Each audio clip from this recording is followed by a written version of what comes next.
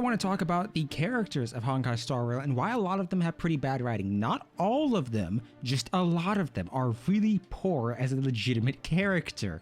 This isn't referring to the gameplay. In the background here, we're just going to have MOC. I'm already cleared it, so I'm just running through it here for footage in the background. So on this channel, I've discussed numerous times that I dislike characters like Kafka because I feel like she is just made to be simped for. And don't get me wrong, there are characters who can have a nice form of characterization in the story and then also be really good to be sold as waifu material.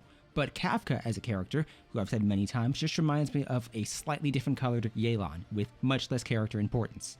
Now, instead of focusing on her, I just want to focus overall on two things. First and foremost, I think that Honkai Star Rail kind of messed up, or at least does a vaguely bad job at introducing characters in the story. Now, don't get me wrong, we have a couple characters like Bronya, Sealy. Those are two prominent ones from the first couple banners, with Sealy being the first banner and then Bronya being the standard banner unit, who were introduced at the same time, both with the game when it launched. And then Jing Yuan, I think Jing Yuan technically had the opposite problem, where his banner came, but he wasn't really in the story. He popped up for like maybe a scene or two, and that was it. And then the next patch and the next few patches after his banner had him, appear and actively do things. And in my opinion, this is kind of a mistake. Now, don't get me wrong, I think some characters perform really well, but I'm comparing Honkai Star Rail to games like Genshin, or to realistically a lot of other gacha games that have either events centered around the on-banner character, or will have that character have an important role in that patch's story. And Honkai Star Rail does this to a degree, but even though we get the companion missions, especially now when characters launch, we didn't previously have them appear in the story, so we didn't really have a way for them to interact with other characters. Fu Xuan, for example, barely appeared if she were to have had her banner run right alongside Jing Yuan. But when she did have her banner run, she had pretty much had a decently large role in the story, especially on Luofu, but after that, as of right now at least, she hasn't appeared since then. Silverwolf was, I'd say Silverwolf had arguably the best form of it, in that she had an event centered around her with her free light cone during her banner, because if she didn't have that, she wouldn't have appeared at all. And yeah, these are slight minor nitpicks, but even if we're just extending it beyond that, Bailu and the standard banner characters I can kind of forgive. Gepard maybe had a bigger role than most of the standard banner ones, but Gepard and Bronya had similar roles, and even Clara for an extent, but Bailu got hers much later. But the standard banner ones, you really don't care too much about them because you're going to get them up regardless. In terms of the limited banner ones, Kafka as a character played a very minimal role prior to her banner, and even during it, she didn't do much. And I think the problem with this is you don't give much of an opportunity for these characters to appeal to any of the player base aside from their appearance and gameplay, which, yes, it's a perfectly reasonable thing to expect players to care about, because we all do. You want a character to look nice and you want them to be really strong or really viable for whatever teams you intend on running them in.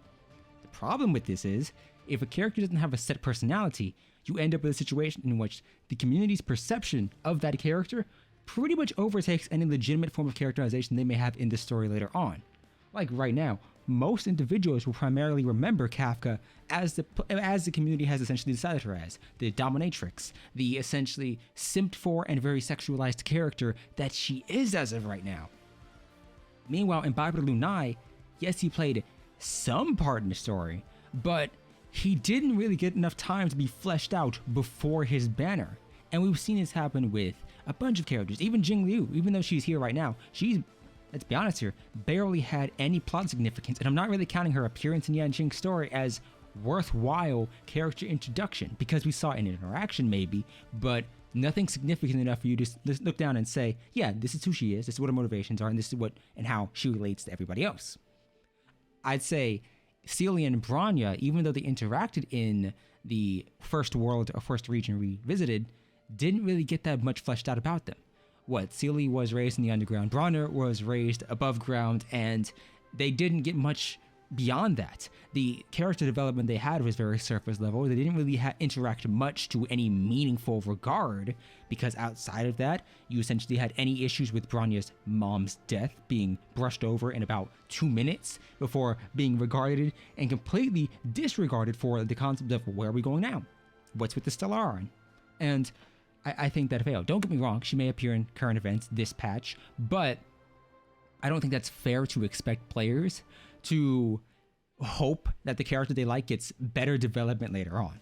I like Bailu. She didn't get any development. Why did Bailu just not appear in the second half of the main quest line when Mbappe Lunai and Blade popped up? Why was Blade and Kafka there for like 5 seconds to just leave? I mean, yeah, sure, they had a little fight with Yanjing. Why was Yanjing there? He didn't play a major role, and he arguably had a better reason to be there and play a legitimate role than Blade. I don't understand. And I think Honkai Star Rail is in a position right now to where we have a bunch of characters popping up. We have a lot of banners coming up. And the banners, first off, I still dislike the fact that we have double banners this early on. It's been like, what, 6 months? Maybe? This is, what characters are they? What are the one of double banners? Why not just do single banners until the first year rolls around and we actually have a wide enough roster to where double banners are viable? We don't even have enough 4-stars to properly shift them around, but I digress. I think that characterization in Honkai Star Rail is poorly done prior to release. Jing Yuan's banner would have made more sense now, after he's had enough time to play a significant role in the story of the world he is in, than when he had his first banner after Sealy, when barely anybody knew who he was other than his vague interactions and hints with Yanqing and other characters. So I do want other characters to have legitimately better parts to play. I do think that this game could benefit from either not necessarily extended banner duration, but maybe just more story per patch. And the events are nice, but the events don't flesh out the main roster. The event with the museum that we built up had Bronya appear like at the very end, and then at the very beginning. She didn't really have a significant role all throughout. Pela got more development, but Pela wasn't the 5-star you were summoning for. Pela was the 4-star who you probably got anyway. And yeah, that's fair. But the 4-stars I'm not really going to focus on, because even in Genshin Impact, we don't have much fleshed out rosters or much fleshed out information on the 4-star characters. The 5-stars, though, get significantly more. You have events. You have the stories of Archon quests. You have, they may appear in Hangouts, for instance. They may appear in other characters' story quests. And Honkai Star Rail doesn't really do that. I really didn't. Who was useless? Was anyone useless? Was this 4? Did we just do 4? No. I hate this stage. Let's go with this one. I actually just got Clara, so I'm really excited. But I don't know. I like the designs. I really do. Lynx is a cute character. But Lynx has no story significance, which is fine. But if I'm comparing it to Genshin, which, you know, I'm going to, Kirara had a story appearance in Yoimiya's story quest when she released, which was perfectly fine.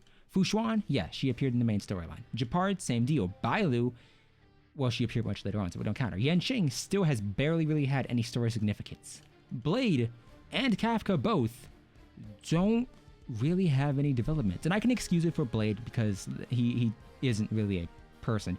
But Kafka, I hate her design, but what is her personality? What are her real motivations? And I'm not counting whatever her light cone or these information says. I want that to be explicitly told to the player and experienced through the story.